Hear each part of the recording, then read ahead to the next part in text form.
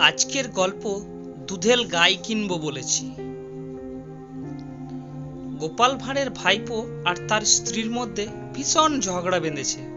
মধ্যস্থতা করতে এগিয়ে গেলেন গোপাল।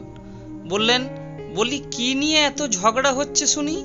গোপালের ভাইপো বলল, দেখুন তো কাকা, আমি আগামী বছর একটা দুধেল গাই কিনবো বলেছি, আর আমার স্ত্রী বলছে সে নাকি গায়ের দুধ দিয়ে পায়েস রাঁধবে। ভাইপোর স্ত্রী সমান তেজে চেঁচিয়ে উঠল। দুহাত তুলে দুজনকে থামতে ইঙ্গিত করে বললেন গোপাল, আস্তে আস্তে, গাধা নাকি তোরা?